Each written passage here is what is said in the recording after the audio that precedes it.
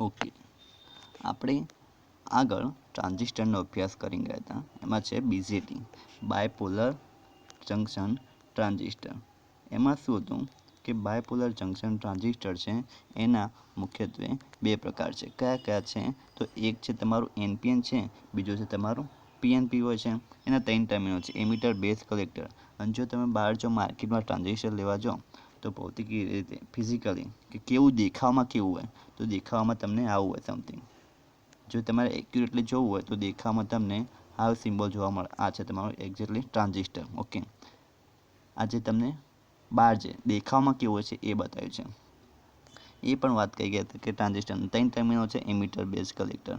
Okay, અને એ પણ જોયું કે ટ્રાન્ઝિસ્ટરને એઝ એ એપ્લિકેશન એનો ઉપયોગ કઈ કઈ જગ્યાએ થાય છે. તો ટ્રાન્ઝિસ્ટરનો ઉપયોગ મેન જોવા જઈએ તો એ એમ્પ્લીફાયરમાં થાય છે, બીજો થાય છે એના સ્વિચિંગ ડિવાઇસ તરીકે. તો આપણે એમ્પ્લીફાયરનો પણ થોડો ઘણો અભ્યાસ કર્યો હતો. ઓકે, અને જોયું હતું કે જે એમ્પ્લીફાયર છે, જો ટ્રાન્ઝિસ્ટરને એઝ એ એમ્પ્લીફાયર તરીકે ઉપયોગ કરવો હોય તો હંમેશા આપણને ખબર છે કે જે બેઝ ઇમિટર વિભાગ છે અને જે બેઝ ઇમિટર જંકશન છે એ શેમાં લગાવવામાં આવે છે?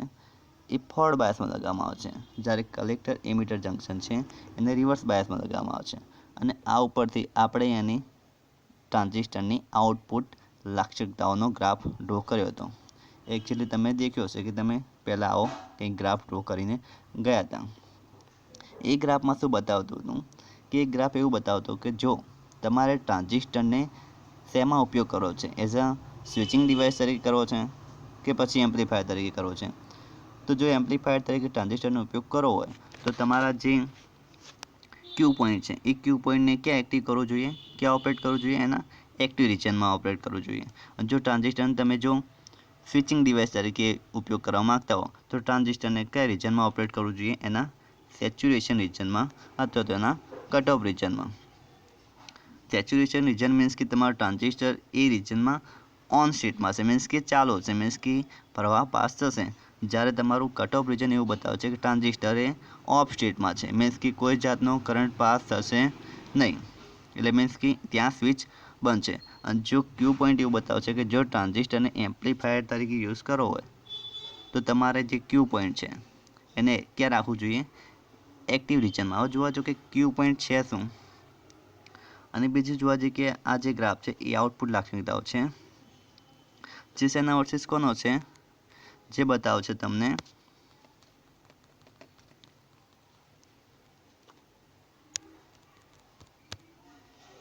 આ જે છે તમારી એ છે ડીસી લોડ લાઇન છે. ઓકે, અને જે એક્સ એક્સિસ છે તમારી એક્સ એક્સિસ છે એ તમારી VCE વોલ્ટેજ છે, કલેક્ટર એમિટર વોલ્ટેજ છે. ઓકે, જ્યારે અહીંયા તમે વાય એક્સિસ તરીકે કલેક્ટર કરંટ છે. અને આ છે તમારો આઉટપુટ લાક્ષણિકતા ગ્રાફ છે કે જે ઇનપુટની અંદર રહેલા બેઝ કરંટ છે, જે બેઝ કરંટને કોન્સ્ટન્ટ રાખીને VCમાં શું કરતા હતા? આપણે વધારો કરતા જતા હતા. અને શું નોટ કરતા હતા? આપણે IC કરંટ નોટ કરતા હતા. તો આપણને આઉટપુટ કેરેક્ટરિસ્ટિક લાક્ષણિકતાનો ગ્રાફ તમને આવો કંઈક મળતો હતો.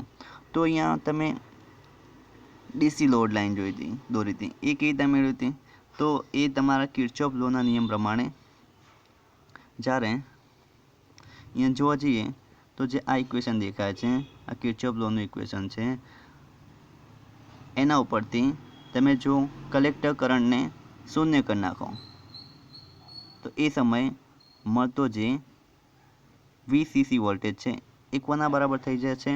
VCC વોલ્ટેજ કોના બરાબર થઈ જાય છે? VCE થઈ જાય છે. તો આ એક તમને મળ્યો પોઈન્ટ, જે શું બતાવે છે કે જ્યારે કલેક્ટર કરંટ શૂન્ય હોય તો એ સમયે મળતો જે વોલ્ટેજ છે VCE વોલ્ટેજ એ કેટલા બરાબર થઈ જાય છે? તમારા જે કલેક્ટર ઉપર આપવામાં આવેલા વોલ્ટેજ એટલો થઈ ગયા છે. તો તમને કોઈ પોઈન્ટ મળે છે? નીચેનું મળે છે. અને બીજું પોઈન્ટ ઉપરનું પોઈન્ટ મેળવવા માટે તમે શું કરતા હતા? તો કે એ જગ્યાએ તમે VCE વોલ્ટેજ 0 કરતા હતા. તો એ સમયે જે મળતો પ્રવાહ છે, જે મેક્સિમમ પ્રવાહ છે, જેને કલેક્ટર પ્રવાહ તરીકે ઓળખવામાં આવે છે, ક્યારે? જ્યારે VCE 0 થઈ જાય એ સમયે. તો આ જે બે પોઈન્ટ મળે છે એ બે પોઈન્ટને જ્યારે કનેક્ટ કરી દેવામાં આવે છે, જોડવામાં આવે છે, તમને ડીસી લોડ લાઇન બને છે. પણ જ્યારે ક્યુ પોઈન્ટ કેવી રીતના ફાઇન્ડ કરવું, તો ક્યુ પોઈન્ટ જો ફાઇન્ડ કરવું હોય તો તમારે એના માટે શું કરવું પડે કે જે ઇનપુટની અંદર જે તમે એસી સિગ્નલ આપતા હતા, જો એસી સિગ્નલને આપવાનું બંધ કરી નાખ્યો અને એ સમયે તમને જે મળતો આઉટપુટમાં મળતો જે ડીસી કલેક્ટર કરંટ અને ડીસી કલેક્ટર એમિટર વોલ્ટેજને ક્યુ પોઈન્ટ તરીકે ઓળખવામાં આવે છે અને એને બતાવે છે આ રીતે. ઓકે, કયા સમય દરમિયાન? જ્યારે ઇનપુટની અંદર જ્યારે કોઈ જાતના સિગ્નલ આપવામાં ના આવ્યો, કેવા એસી સિગ્નલ, ઓકે, એસી સિગ્નલો આપવામાં આવ્યા ન હોય એ સમયે આઉટપુટમાં મળતા કલેક્ટર કરંટ અને વીસીઈ વોલ્ટેજને જે બિંદુ આગળ દર્શાવવામાં આવે તમારા આઉટપુટ કેરેક્ટરિસ્ટિક ગ્રાફ ઉપર, તો એ પોઈન્ટને કયા પોઈન્ટ તરીકે ઓળખવામાં આવે છે? ક્યુ પોઈન્ટ તરીકે ઓળખવામાં આવે છે. અને ક્યુ પોઈન્ટમાં તમારું ટ્રાન્ઝિસ્ટર ઓપરેટ કરવું મીન્સ કે એક એ તમે ઉપયોગ શેમાં કરી રહ્યા છો? એઝ એ એમ્પ્લીફાયર બનાવો. જો ક્યુ પોઈન્ટને તમે જે એક્ટિવ રિજનમાં ઓપરેટ કરો છો, મીન્સ કે તમે એને શેમાં ઓપરેટ રહ્યા છો? એમ્પ્લીફાયર તરીકે યુઝ કરી રહ્યા છો. જો તમારા ટ્રાન્ઝિસ્ટરને સ્વિચિંગ ડિવાઇસ તરીકે વાપરવું હોય તો તમારે જે ક્યુ પોઈન્ટ છે એ ક્યુ પોઈન્ટને ક્યાં તમારે ઓપરેટ કરવું જોઈએ? એને તમારે સેચ્યુરેશન રિજનમાં ઓપરેટ કરવું જોઈએ કે જેથી કરીને તમારું ટ્રાન્ઝિસ્ટર ઓન થાય. અને જો સ્વિચને બંધ કરી તો ટ્રાન્ઝિસ્ટરને ઓફ કરવા માટે ક્યાં વાપરવું જોઈએ? એના કટ ઓફ રિજનમાં ઓપરેટ કરવું જોઈએ. ઓકે,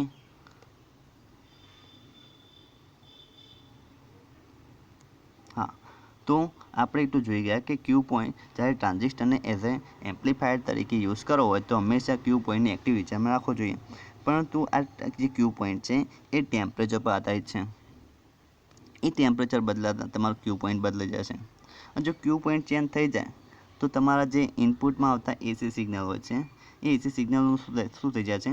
ડિસ્ટર્બન્સ થઈ જાય છે. ઓકે, તો આ જે ડિસ્ટર્બન્સ ન થાય, તમને સ્મૂથલી ઇનપુટમાં જે પ્રમાણે સિગ્નલ આપો છો, જો એક્ઝેક્ટલી તમને એવા સિગ્નલ મેળવવા હોય તો ક્યુ પોઈન્ટને એક્ઝેક્ટ તમારે ક્યાં રાખવું જોઈએ?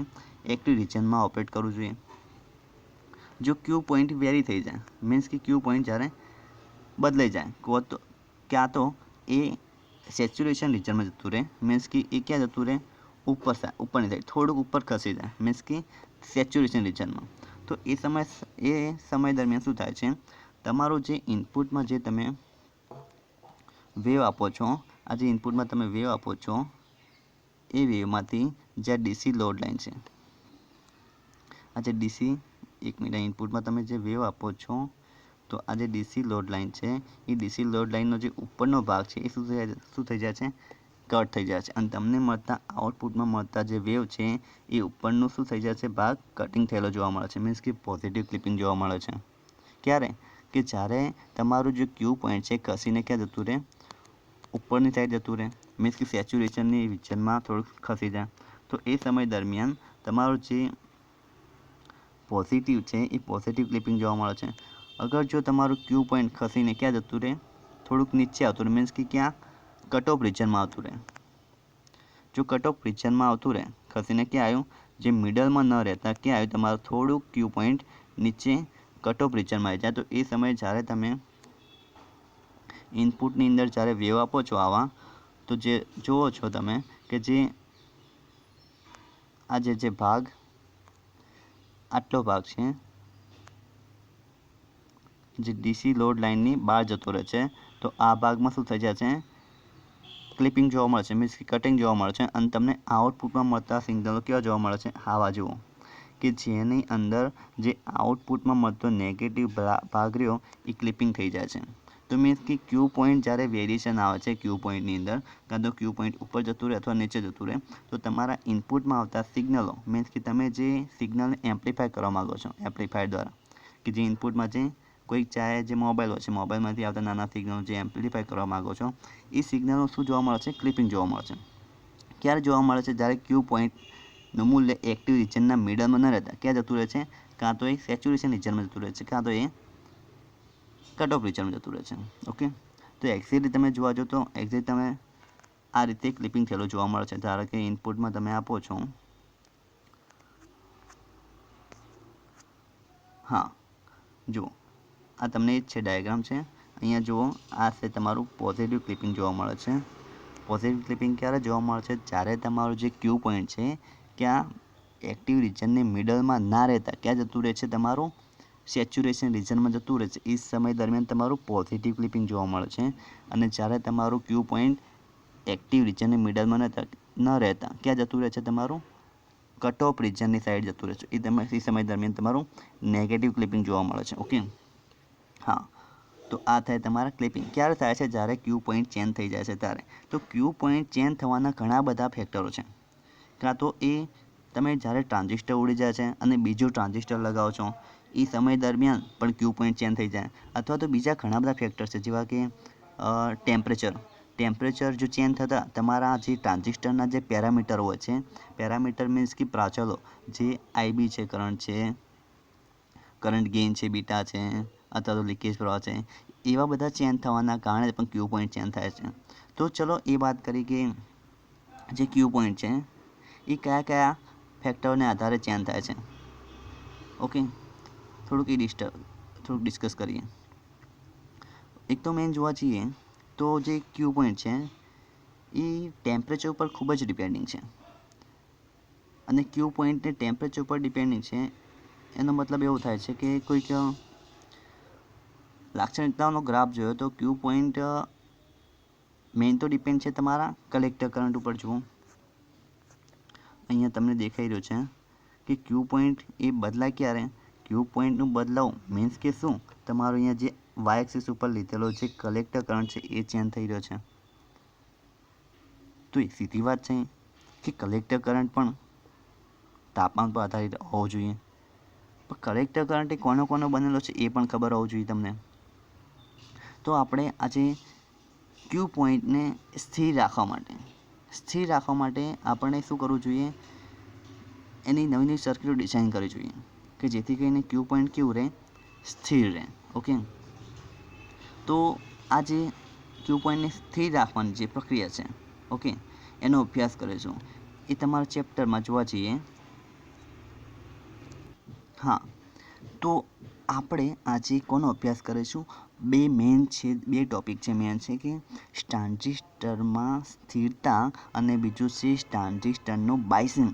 તો ટ્રાન્ઝિસ્ટરની સ્થિરતા એટલે શું?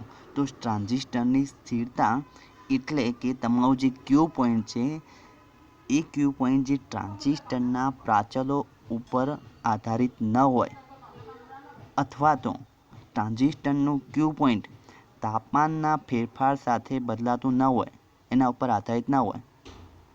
બે ખાસ અંદર વર્ડ છે. કયું? કે ટ્રાન્ઝિસ્ટરના પ્રાચલ ઉપર આધારિત ના હોય અને તાપમાનના ફેરફાર ઉપર આધારિત ના હોય. એવી જે પ્રક્રિયા કરવામાં આવે છે એ પ્રોસેસને ટ્રાન્ઝિસ્ટરની સ્થિરતા તરીકે ઓળખવામાં આવે છે.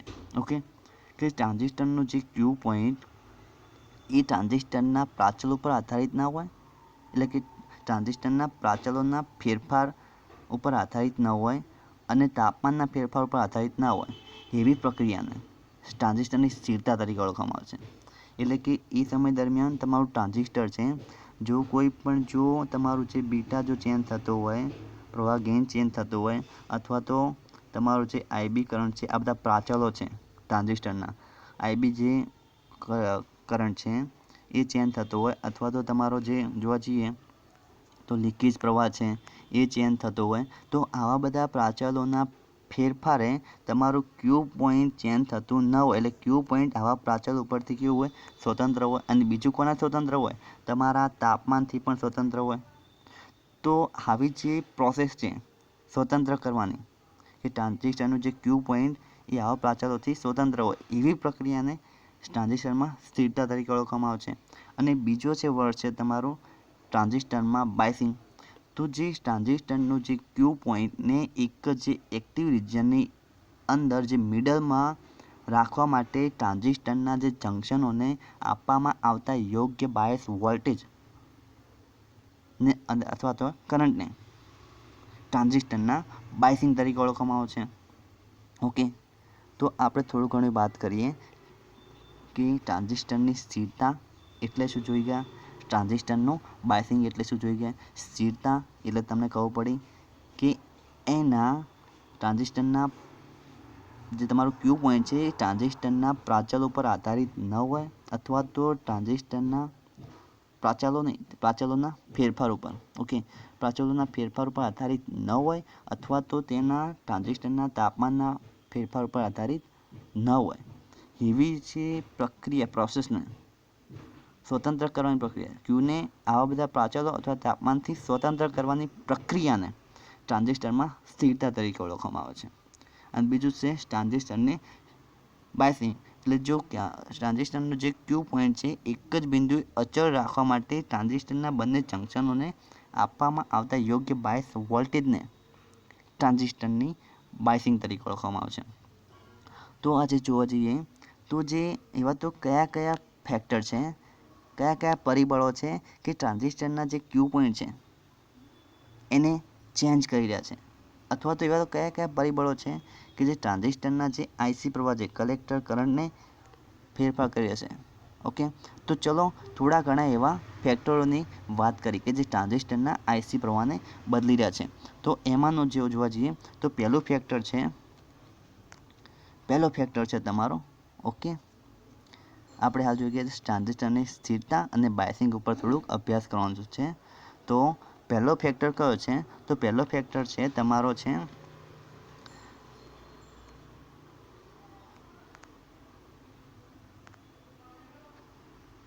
Beta factor.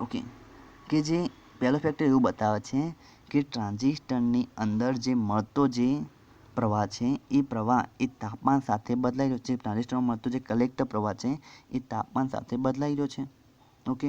તો તાપમાન સાથે બદલાય છે. તો કેવી રીતે બદલાય છે? ચલો એનું થોડુંક પ્રેક્ટિકલી નોંધ લઈ લઈએ. તો જ્યારે પ્રેક્ટિકલી પ્રયોગ કરવામાં આવ્યો તો એ સમય દરમિયાન એમને એક અવલોકન કર્યું કે જ્યારે આઈસીના કોઈ એક જ મૂલ્ય માટે એટલે આઈસીના જુદા જુદા રીડિંગો લીધા એમને અને શું કર્યું?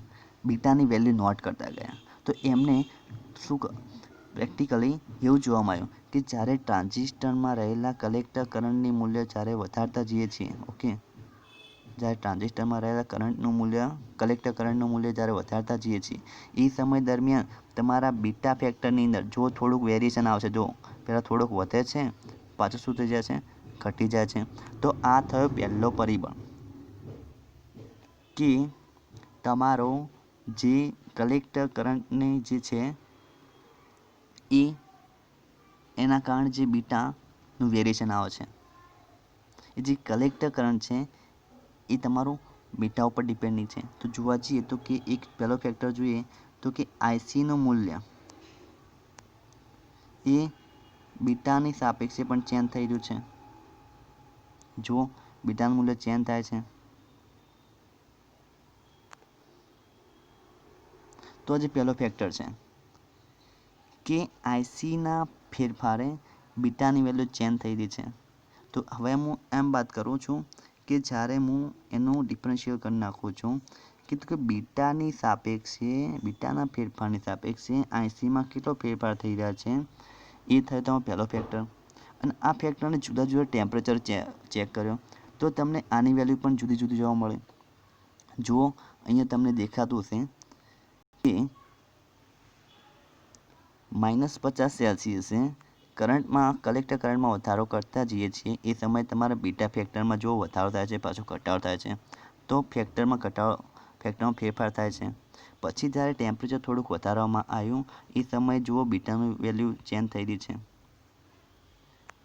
પાછું થોડુંક ટેમ્પરેચર વધારવામાં આવ્યું તો પાછી બીટાની વેલ્યુ ચેન્જ થઈ રહી છે. મીન્સ કે ટેમ્પરેચર ચેન્જ થતાં પણ બીટાની વેલ્યુ ચેન્જ થાય છે. તો આ તો તમારો પહેલો ફેક્ટર કે જે ટેમ્પરેચર ચેન્જ થતાં તમારા બીટામાં પણ ચેન્જ થાય છે. ઉપરાંત તમારો જે છે જે આઈસી કરંટ એની જો વાત કરીએ તો એક જ જો આઈસીના મૂલ્ય માટે આપણે જોવા જઈએ એક જ આઈસીના મૂલ્ય માટે જુદા જુદા ટેમ્પરેચરે તમારા બીટાની વેલ્યુ કેવી મળે છે? જુદી જુદી મળે છે. જુઓ તો આ થતો પહેલો પરિબળ કે જે તાપમાન સાથે શું થતો હતો? ફેરફાર થતો હતો. શેમાં ફેરફાર થતો હતો? બીટામાં ફેરફાર થતો હતો. જો બીટામાં ફેરફાર થાય તો ઇક્વેશન મુજબ આ જે અહીંયા તમને ઇક્વેશન દેખાઈ રહ્યું છે, જો ઇક્વેશન મુજબ બીટામાં જો ફેરફાર થતો હોય તો સીધી વાત છે તમારા આઈસીમાં ફેરફાર થાય છે. તો અહીંયા ફેક્ટર એવું બતાવે છે, એક નવો ફેક્ટર લઈ લઈએ કે જે છે તેના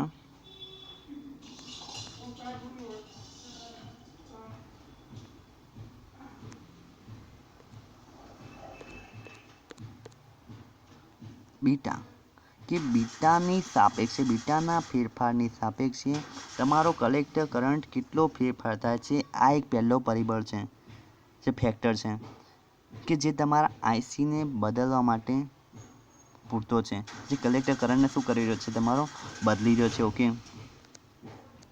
હા, તો અહીંયા તમે જોઈ રહ્યા છો, અહીંયા જે થોડુંક એરર છે, અહીંયા -5 છે. ઓકે, પોતે લગાવ્યું છે. તો ચલો પહેલો ફેક્ટર તમે જોઈ લીધો કે જ્યારે તમે ટેમ્પરેચર વેરી કરો છો તો કોઈ એક જ આઈસીના મૂલ્ય માટે ટ્રાન્ઝિસ્ટરનું જુદું આ બીટાનું મૂલ્ય જુદું મળે છે, જે જુદા ટેમ્પરેચર. ઓકે, તો એ પ્રમાણે પહેલો ફેક્ટર જો કે આઈસીનું મૂલ્ય એ બીટાની સાપેક્ષે ચેન્જ થઈ રહ્યું છે, તો હતો પહેલો ફેક્ટર. બીજો ફેક્ટર એવો હતો કે આઈસીનું મૂલ્ય તે બીજા ટ્રાન્ઝિસ્ટરના કયા પ્રાચલના આધારે બદલાઈ રહ્યો છે, તો એ જોવા માટે એમને બીજો પ્રેક્ટિકલ કર્યો. એમાં શું જોવા મળ્યું કે ટ્રાન્ઝિસ્ટરમાં રહેલો જે બીટા જે આ બેઝ કરંટ જે છે, જે બેઝ પ્રવાહનો જે પ્રાચલ છે, ટ્રાન્ઝિસ્ટરનો પ્રાચલ છે, એ પણ તમારા ટેમ્પરેચર સાથે બદલાઈ રહ્યો હતો. તો એમાં એમને પ્રેક્ટિકલ કર્યું. તો એમને શું જોયું કે આ જ્યારે બેઝ એમીટર પરના વોલ્ટેજ અને બેઝ પ્રવાહનો જ્યારે વર્સિસ ગ્રાફ ડ્રો કર્યો, એ સમયે તેમનો બેઝ વોલ્ટેજ વધારતા ગયા કોઈ એક જ તાપમાને. તો જ્યારે જોવા મળ્યું કે બેઝ પ્રવાહમાં વધારો થઈ રહ્યો છે, કયા તાપમાને, તો 0°C તાપમાને. પાછું ફેરથી રિવિઝન કર્યું અને એમને જોયું કે 25°C તાપમાને જ્યારે બેઝ એમીટર પરના વોલ્ટેજ વધારતા જઈએ છીએ તો એ મુજબ તમારા આઈબી જે કલેક્ટર જે બેઝ પ્રવાહ છે એમાં વધારો થાય છે. કયા તાપમાને, તો તમારા 25°C તાપમાને. એટલે કે જોવા મળ્યું કે જુદા જુદા તાપમાને તમારા બેઝ વોલ્ટેજમાં ફેરફાર કરવાથી તમારા બેઝ કરંટમાં પણ શું થઈ રહ્યો છે, ફેરફાર થઈ રહ્યો છે.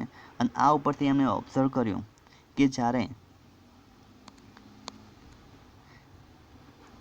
એક જ બેઝ વોલ્ટેજના મૂલ્ય માટે જુદા જુદા તાપમાને જ્યારે એની આઈબીની વેલ્યુ બેઝ પ્રવાહની વેલ્યુ જોવા મળે તો કે જુદી જોવા મળે. જુઓ અહીંયા અલગ આવી રહી છે, ક્યારે, જ્યારે 0°C તો એ સમયે.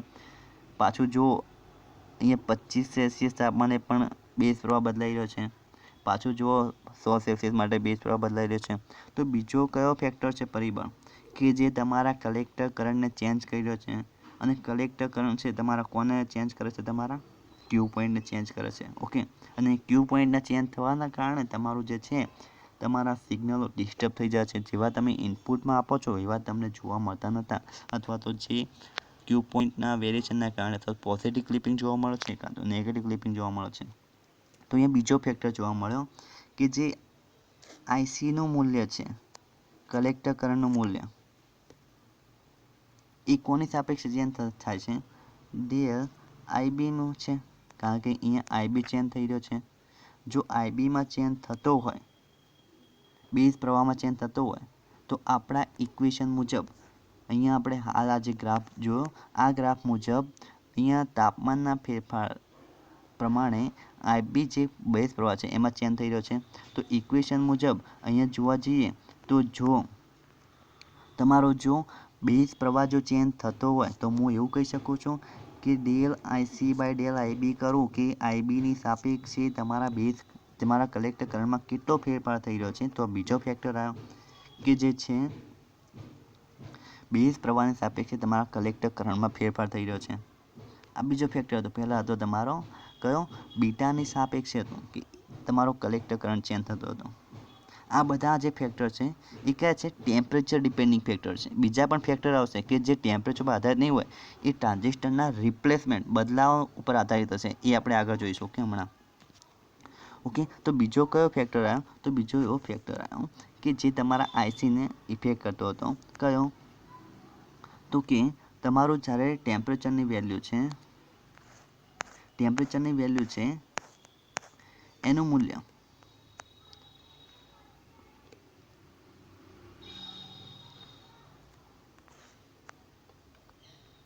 ટેમ્પરેચરનું વેલ્યુ છે માત્ર ને માત્ર 10 સેલ્સિયસ જેટલું તાપમાન વધારવામાં આવે, કેટલું?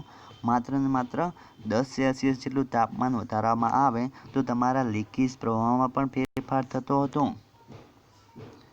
લીકેજ પ્રવાહમાં ફેરફાર થાય છે એટલે શું યાર? લીકેજ પ્રવાહ એટલે શું? તો કે જે માઇનોરિટી ચાર્જના કારણે જે મળતો પ્રવાહ છે એને લીકેજ પ્રવાહ તરીકે ઓળખવામાં આવે છે. હવે તમે કહેશો કે સર આ જે ઇક્વેશન આવ્યું છે, આ ઇક્વેશન તમે લાયા ક્યાંથી? તો આ ઇક્વેશન બીજું કશું નથી. આ ઇક્વેશન તમે પહેલાં સ્ટડી કરી ગયા છો.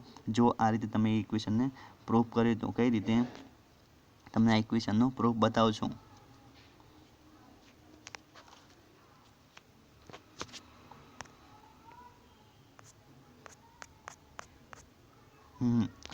તમે ઓલરેડી આગળ આ ઇક્વેશન ભણી ગયા છો કે તમારું જે આઈસી કરંટ છે કોના કોના ઉપર ડિપેન્ડિંગ છે. તો આઈસી કરંટ જે ડિપેન્ડિંગ છે તમારો, એ છે ડિપેન્ડિંગ તમારા મેજોરિટી ચાર્જના કારણે મળતો પ્રવાહ છે, અને બીજો છે માઇનોરિટી ચાર્જના કારણે મળતો પ્રવાહ લીકેજ પ્રવાહ છે. એટલે ટોટલ મળતો પ્રવાહ છે કોના કારણે હોય? મેજોરિટી ચાર્જના કારણે મળતો પ્રવાહ અને માઇનોરિટી ચાર્જના કારણે મળતો પ્રવાહ. જો પીએનપી પ્રકારનું ટ્રાન્ઝિસ્ટર વાપરતા હો તો માઇનોરિટી ચાર્જમાં મળતો પ્રવાહ કોના કારણે છે? ઇલેક્ટ્રોનના કારણે છે. જો એનપીએન પ્રકારનું ટ્રાન્ઝિસ્ટર વાપરતા હશો તો માઇનોરિટી ચાર્જના કારણે મળતો પ્રવાહ કોનો છે? તો કે હોલના કારણે છે. એ જ રીતે જો મેઇન જે જોવા જઈએ, કલેક્ટર જે પ્રવાહ છે મેઇન આર્યો મેજોરિટી ચાર્જના કારણે મળતો પ્રવાહ એ કોના દ્વારા મળે? કાં તો હોલના કારણે મળતો અથવા તો ઇલેક્ટ્રોનના કારણે મળે. હોલના કારણે મેજોરિટી ચાર્જ પ્રવાહ ક્યાં જોવા મળે? કે જ્યારે પીએનપી પ્રકારનું ટ્રાન્ઝિસ્ટર વાપરતા હોય એ સમયે મેજોરિટી ચાર્જમાં કોણ હશે? તો હોલ હશે. તો મેજોરિટી ચાર્જ તરીકે વહેલો પ્રવાહ છે એ કયો હશે? હોલ હશે. હોલના કારણે મળતો હશે. અને જ્યારે એનપીએન પ્રકારનું ટ્રાન્ઝિસ્ટર વાપરતા હશો એ સમય દરમિયાન મેજોરિટી ચાર્જ કારણે મળતો પ્રવાહ કયો હશે? ઇલેક્ટ્રોનના કારણે હશે. તો આના ઇક્વેશન ઉપરથી તમે ઇક્વેશન પ્રૂવ કર્યું હતું. આ છે તમારું કોમન બેઝ માટે સર્કિટ છે, અને કોમન બેઝ ઉપર તમે આનું જે આઈસીનું ઇક્વેશન આવશે એ કોમન બેઝ પ્રમાણે આ છે તમારું. પરંતુ તમારે જો કોમન એમીટર માટેનું સમીકરણ મેળવવું હોય તો આનું થોડું કરેક્શન કરીને આનું ઇક્વેશન તમે આમાં નાખો છો. આ ઇક્વેશનમાં તમે આની વેલ્યુ જ્યારે નાખશો તો તમને છેલ્લે જોવા મળશે, જ્યારે થોડુંક કેલ્ક્યુલેશન થોડી કરશો ઇક્વેશનમાં તો તમને જોવા મળશે કે જ્યારે આવું ઇક્વેશન જોવા મળશે છેલ્લે. અને આ ઇક્વેશનની અંદર તમે બીટાની વેલ્યુ નાખશો.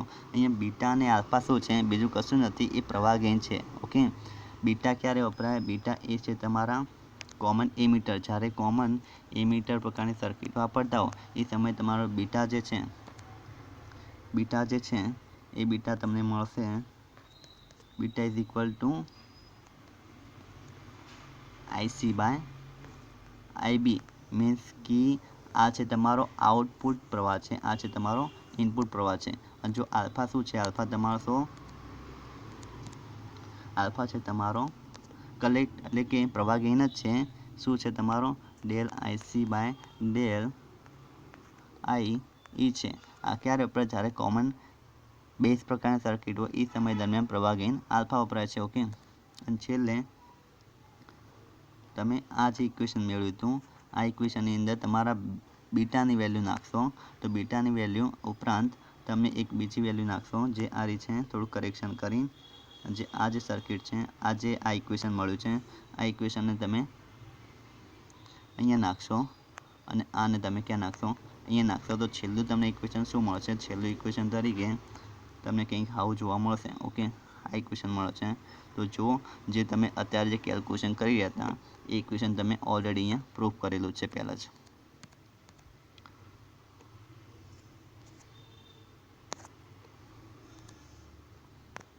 ઓકે, તો આપણે ફેક્ટરોની વાત કરતા હતા કે કયા કયા ફેક્ટરો આપણા જે છે પ્રાચલોને અસર કરે છે અને પ્રાચલો આપણા કલેક્ટર કરંટને અસર કરે છે. તો પહેલો ફેક્ટર હતો તમારો જે બીટા, જે કલેક્ટર કરંટને ચેન્જ કરતો હતો. બીજો તો તમારો બેઝ કરંટ હતો, એ પણ એને ઇફેક્ટ કરતો હતો. અને ત્રીજો ફેક્ટર પણ હતો કે તેનો તમારો આ સમય દરમિયાન તાપમાનને કારણે તમારા ટ્રાન્ઝિસ્ટરના કોઈ પ્રાચલ ઉપર અસર કરતો હતો. એ કયો હતો? રેઝિસ્ટર, ઇનપુટ રેઝિસ્ટર, કે જે તમારા ટ્રાન્ઝિસ્ટરના પ્રાચલ છે જેને અસર કરતો હતો. કોણ? તાપમાન. ઓકે, તો તાપમાન તમારા ઇનપુટ રેઝિસ્ટરને કઈ રીતના ઇફેક્ટ કરશે, ટ્રાન્ઝિસ્ટરના ઇનપુટ રેઝિસ્ટરને કીને ઇફેક્ટ કરશે. તો જ્યારે તમે આ ગ્રાફની વાત કરી તો આ ગ્રાફમાં તમે જોયું કે જ્યારે IB ચેન્જ થઈ રહ્યો છે, જ્યારે તાપમાન વધે છે એ સમય દરમિયાન. તો જ્યારે આરની વેલ્યુ તમે લખશો, આર ઇનપુટ રેઝિસ્ટરમાં લખશો તમે, તો શું આવે છે? માની લે કે ઇનપુટ રેઝિસ્ટર જોવા જઈએ તો બાય IB આવે. તો હું એમ કહું, જો તાપમાનમાં વધારો થતો હોય, ઓકે, તાપમાનમાં વધારો થાય તો IBમાં શું થાય છે? આ ગ્રાફ મુજબ IBમાં શું થાય છે?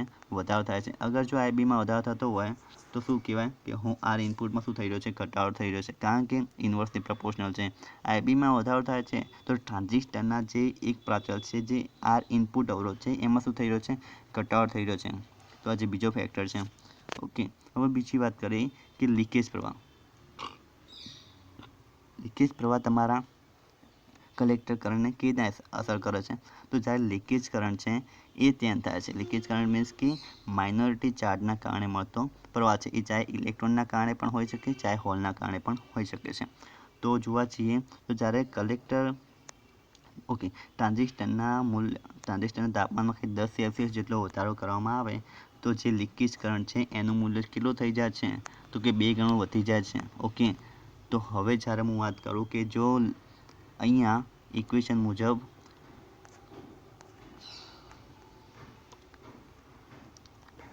તમારું જે કલેક્ટર કરંટ છે ડિપેન્ડિંગ છે તમારા લીકેજ પ્રવાહ. અને હાલ વાત કરી કે પ્રેક્ટિકલી પ્રૂફ થઈ ગયું છે કે જ્યારે ટ્રાન્ઝિસ્ટરનું તાપમાન 10 સેલ્સિયસ જેટલું વધારવામાં આવે તો લીકેજ કરંટ છે એ 2 ગણું થઈ જાય છે. ઓકે, તો લીકેજ કરંટ 2 ગણો થઈ જાય તો તમારી સીધી વાત છે તમારા IC જે કલેક્ટર કરંટમાં ચેન્જ થઈ જશે, વેરિએશન આવશે.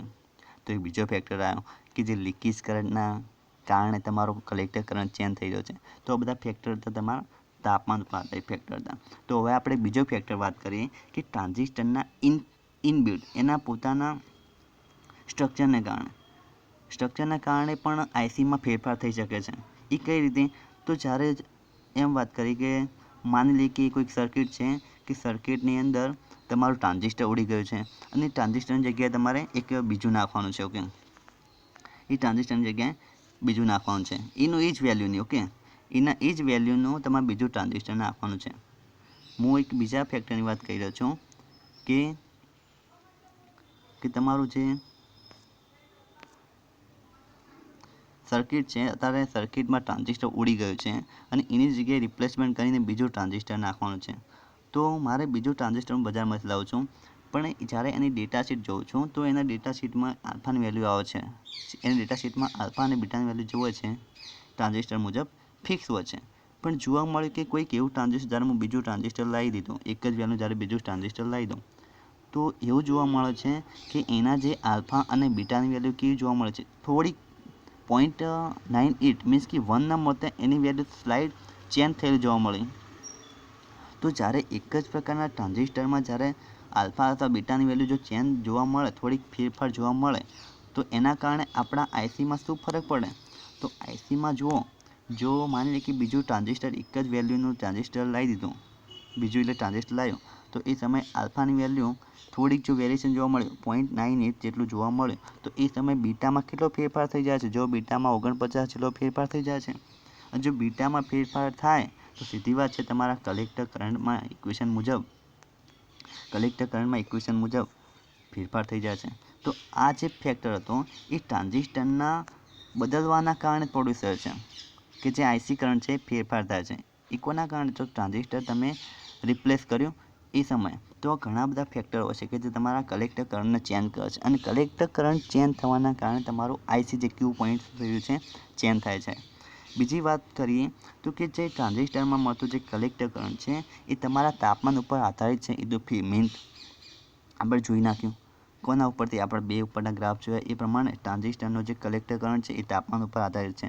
તો જ્યારે એનો અભ્યાસ કરવામાં આવ્યો કે કલેક્ટર કરંટમાં કેટલું વેરિએશન જોવા મળે છે, તો એમને પ્રેક્ટિકલી જોવા મળ્યું કે જ્યારે 25 સેલ્સિયસ જેટલું તાપમાન હોય છે એ સમય દરમિયાન તમારો બેઝ પ્રવાહ કેટલો હોય છે? IB1 જેટલો હોય છે. જ્યારે 100 સેલ્સિયસ જેટલું તાપમાન કર્યું તો એ સમય દરમિયાન તમારો IB1 કેટલો થઈ જશે? IB1 ડેશ જેટલો થઈ જશે.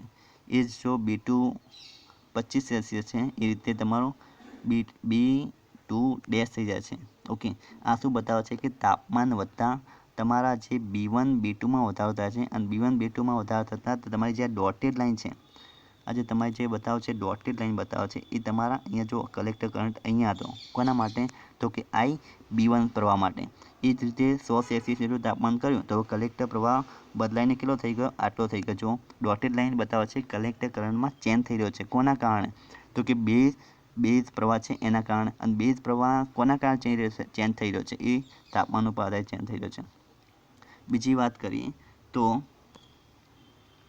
તમારું જે ક્યુ પોઈન્ટ એ પણ ટેમ્પરેચર પર આધારિત છે. જો 25 સેલ્સિયસ તાપમાન હતું એ સમયે ક્યુ પોઈન્ટ ક્યાં હતું, અહીંયા હતું.